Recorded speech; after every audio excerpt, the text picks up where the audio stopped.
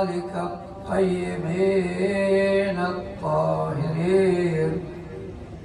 صلى الله وسلم عليك يا مولاي يا أبا عبد الله، يا ابن رسول الله، يا رحمة الله الواسعة، ويا باب نجاة الأمة وعزاء المؤمنين والسلوى.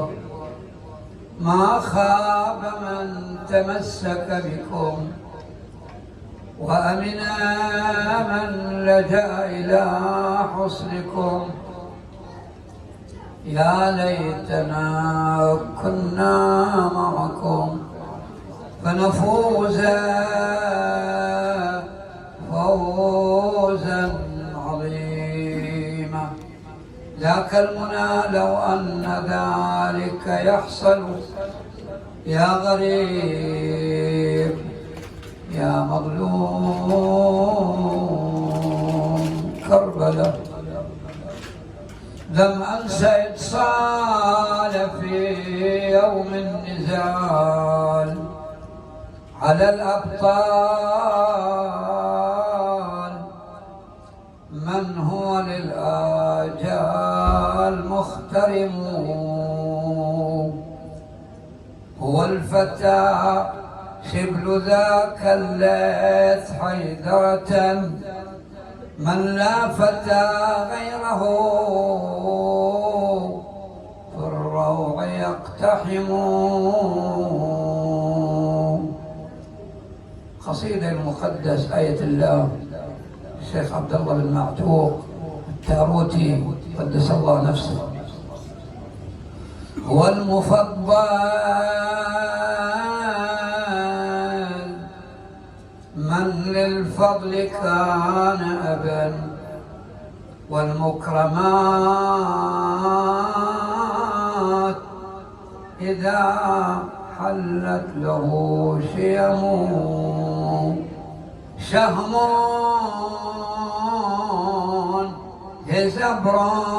هزبران جريء في الوغى أسد، وفي الدجى قمر تجلى به الظلم. تخالوا إن سطى الأبطال صاعقة من صوته، حل في آذانها صمم. نزل عباس يتمرضع بالإحسان، يحب يده جدم رجليه والعين، تسايل بالمدامع على الخدين. لمن حنوا بتحسين وتزفر،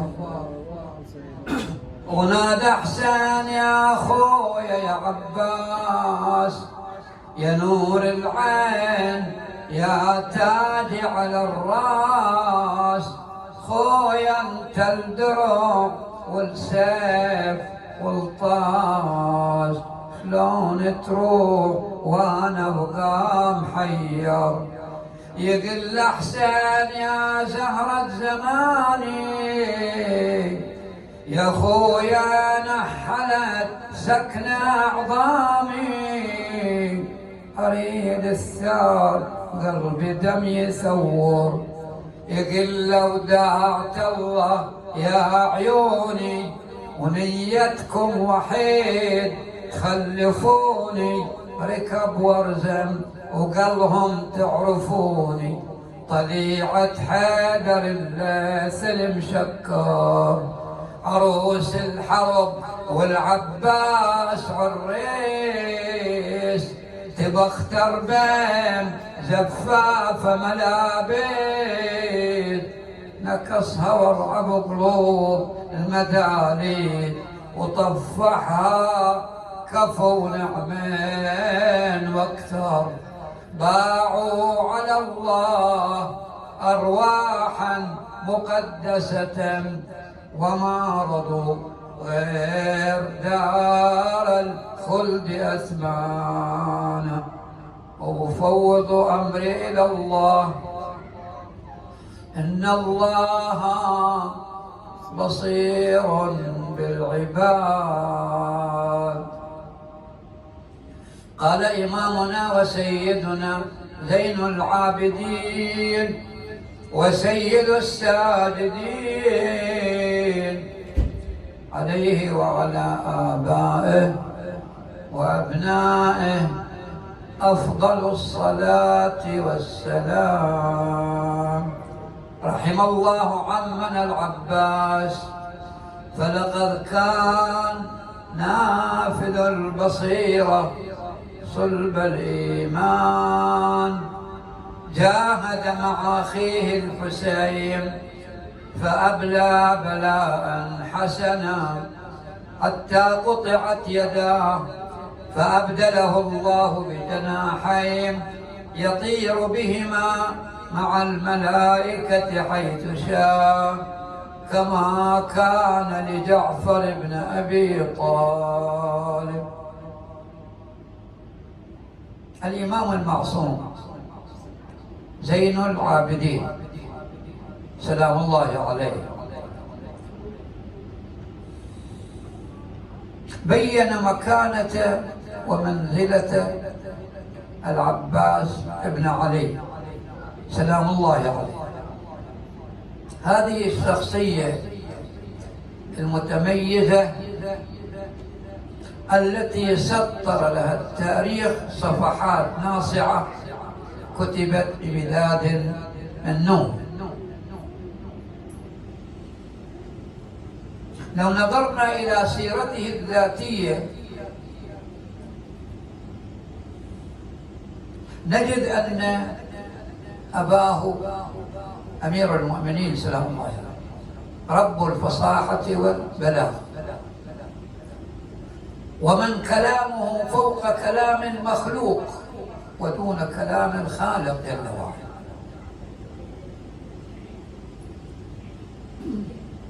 وأمه فاطمة بنت حزام بن خالد الكلابي من الأسر العريقة المعروفة بالكرم الشجاعة والشهامة. يقول أحد الأدباء: فغض الطرف لك من نمير فلا كعبا بلغت ولا كلابا، إنها من بني كلاب. هذه الأسرة المعروفة بالفروسية والشجاعة، ولهذا لما أراد أمير المؤمنين سلام الله عليه أن يتزوج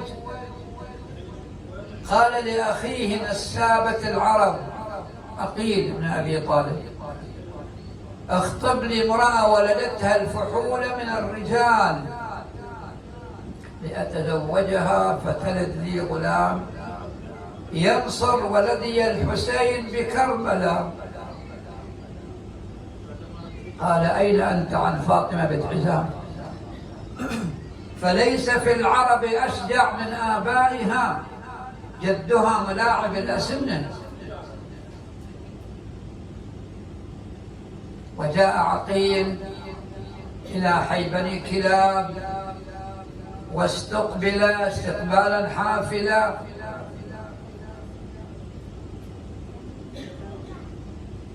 وهناك قاموا بواجب الضيافة. من عادة العرب الكرم والسخاء، هذه من الصفات المعروفة عند العربي. إقراء الضيف: أيا ضيفنا لو جئتنا لوجدتنا نحن الضيوف وأنت رب المنزل. وآخر يقول: بشاشة وجه المرء خير من القرى، يعني من الطعام، فكيف إذا جاء بالقرى وهو ضارب؟ يجيك مثلا بالطعام وهو مبتسم منشرح، لأن السخي قريب من الله وقريب من الناس وقريب من الجنة وبعيد عن النار، وبعكسه البخيل بعيد عن الله، بعيد عن الجنة، بعيد عن الناس، قريب إلى النار. ألا وإن السخاء شجرة في الجنة.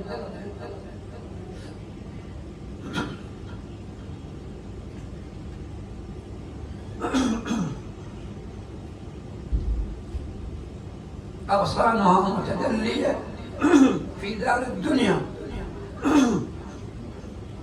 فمن تعلق بغصن منها ساقته إلى الجنة. إن السخاء على العباد فريضة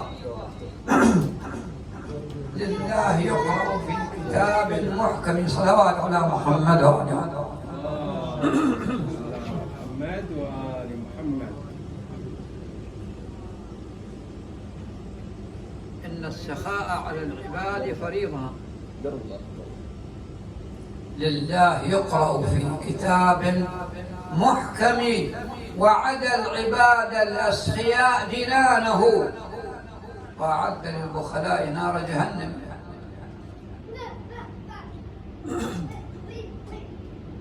استقبل، قاموا بواجب الضيافة.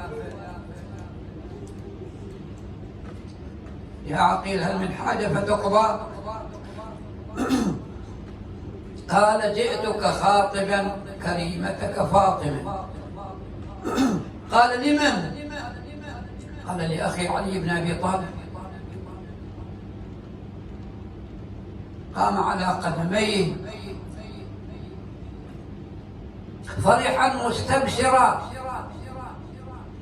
علي بن أبي طالب الضارب بالسيفين الطاعن بالرمحين المصلي القبلتين، والد الحسن والحسين، يا له من شرف عظيم.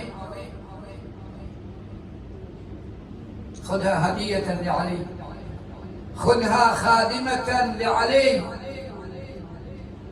جاء وأخبر أمها، وإذا بها تحدث أمها برؤيا رؤتها في عالم المنام،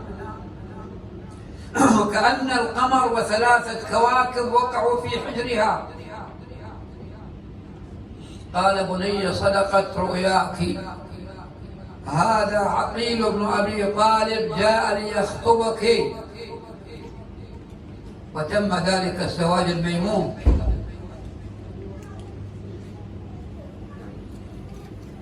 وكانت ثمرة ذلك الزواج المبارك بطل العلقمي العباس بن علي وإخوته. وهالمرأة التي هي باب من أبواب الله، ما طرقه إنسان في حاجة إلا وقضى الله حاجته. اللهم اقض حوائجنا وحوائجكم للدنيا والآخرة. وتفضل على أم علوي مرت السيد رضي بالشفاء والعافية ببركات أم البنين. اللهم شافهم بشفائك وداوهم بدوائك وعافهم من بلائك بحق أم البنين أم الأشبال الأربع.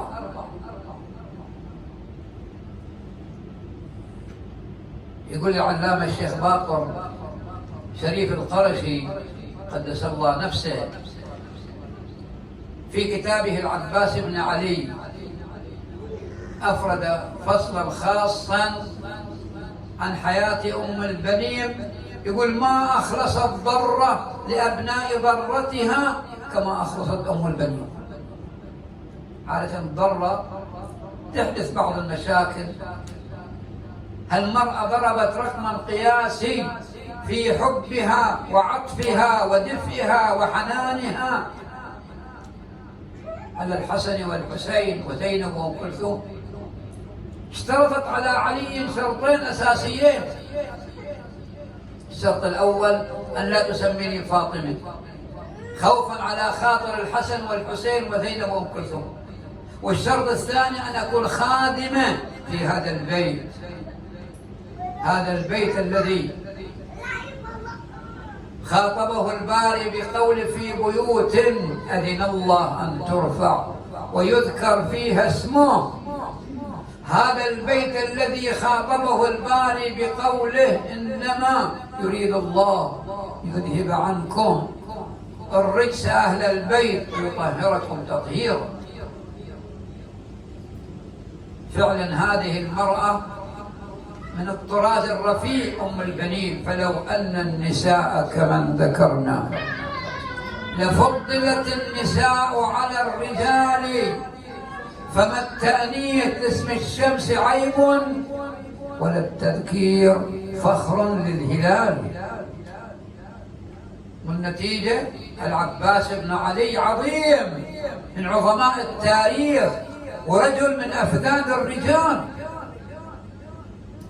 العباس بن علي لو أردنا أن نسلط الأضواء على سيرته وعلى تاريخه المشرق، الكثير من الكتاب والباحثين أدلوا بدلوهم ليحددوا معالم ومقومات هذه الشخصية المتميزة، أمثال العلامة الشيخ عبد الواحد المظفر في كتابه القيم 3 مجلدات ضخمة سماه بطل العلقمي العباس بن علي بأسلوب عصري. الدكتور أحمد حسن المحامي وهو كاتب مصري، دكتور مصري، ألف كتاب سلسلة عظماء التاريخ وأفرد كتابا خاصا عن حياة أبي الفضل العباس سلام الله عليه. من المحطات التي يجب التوقف عندها في سيرة أبي الفاضل عندما جاء العرض للعباس بن علي: يا أشمر يا أبناء أم البنين لقد جئت لكم بصك أمان، إن دخلتم في طاعة الأمير فلكم ما تريدون.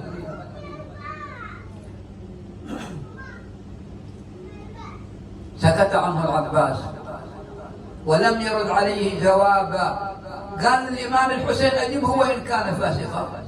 وركب العباس على فرسه المطهر: ما وراءك؟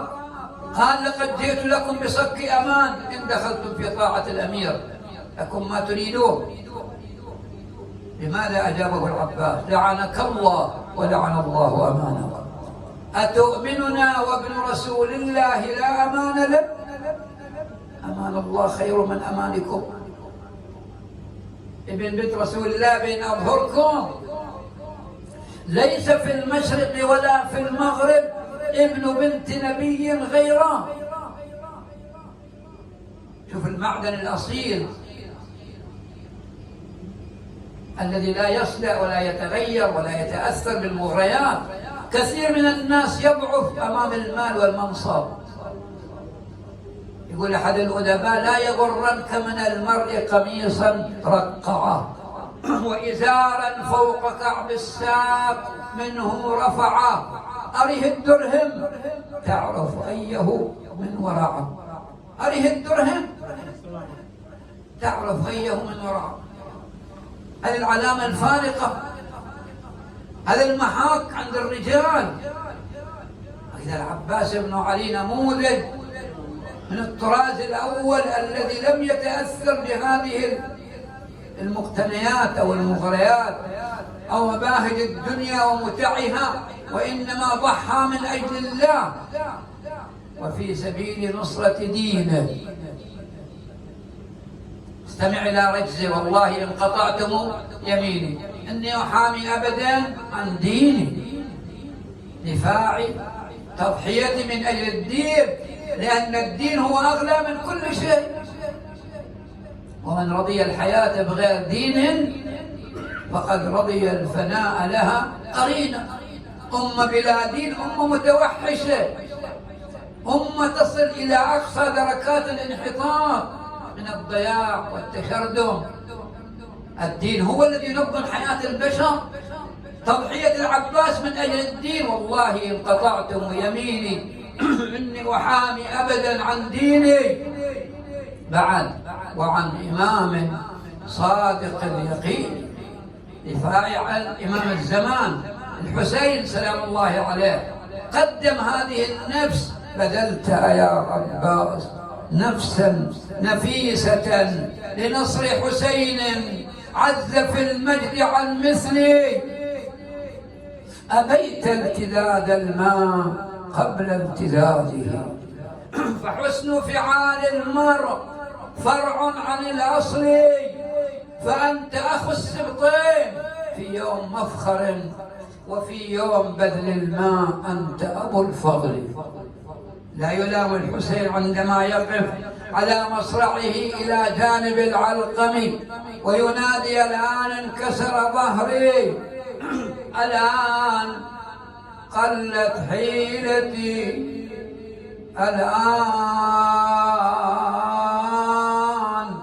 شمت بي عدوي، لمن اللواء أعطي،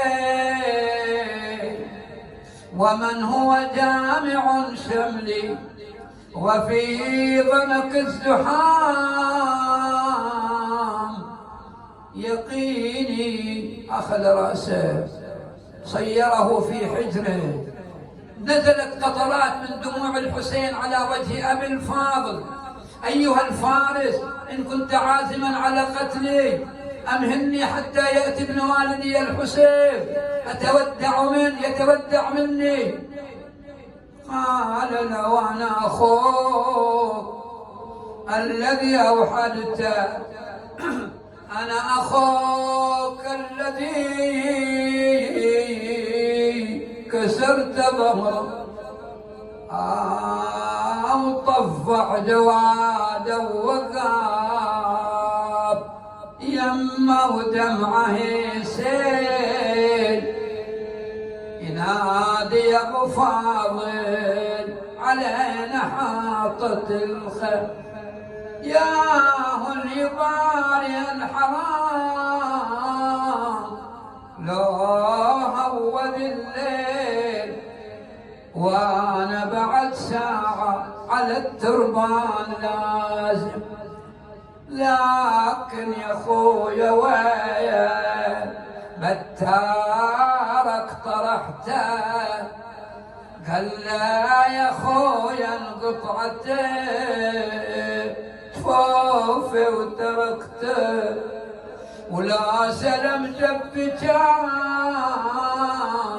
هالبيرق نشر، ورديت للخيمة وجود الماء سالم.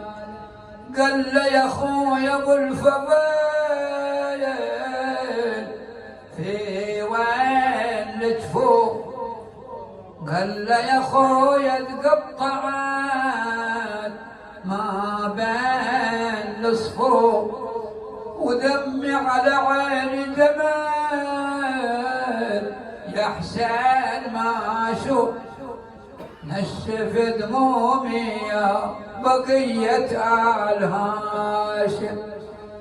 قال له يا خويا الاغسله بدمعي دمومه، تمنيت كان لها الحريم الله يدومه، لكن يا خويا بهالارض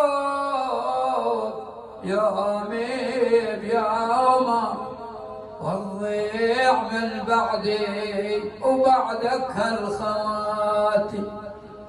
نادت بلواي، نادى بلواي، بلواي ولا يهون علي الحزن، بلواي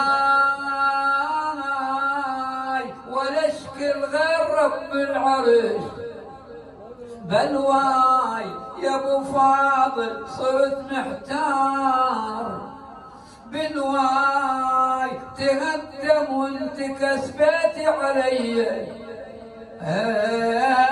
تهدم وانت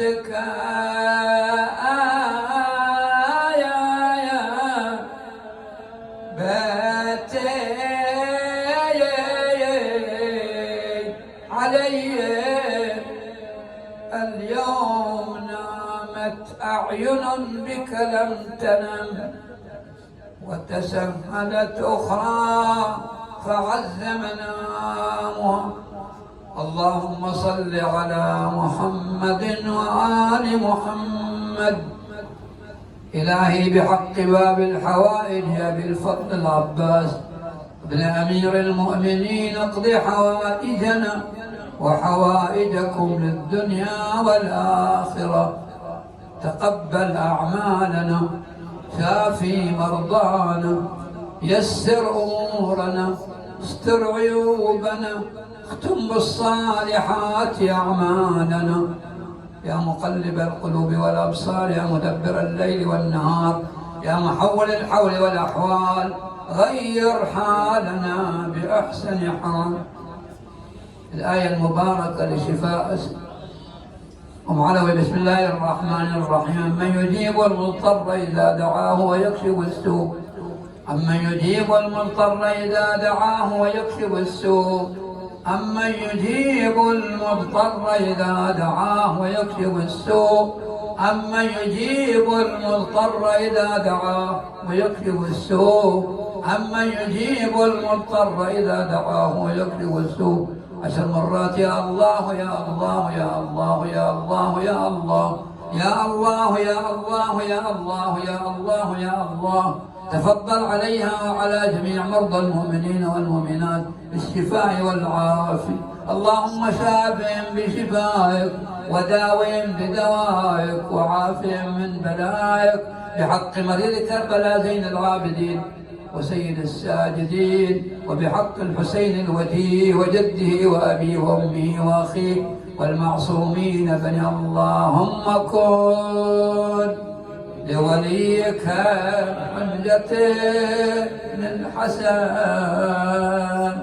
صلواتك عليه وعلى آبائه في هذه في كل وليا وقائدا ودليلا حتى تسكنه أرضك طوعا وتمتعه فيها طويلا برحمتك يا أرحم الراحمين. أعدنا وإياكم على هذه الرحاب الطاهرة والأماكن المقدسة في خير وعافية وفي أمن وإيمان، وإلى موتانا وموتى المؤسسين والمستمعين والمستمعات والمؤمنين والمؤمنات، إلى أرواح موتى الجميع. المباركة الفاتحة تسبقها الصلاة.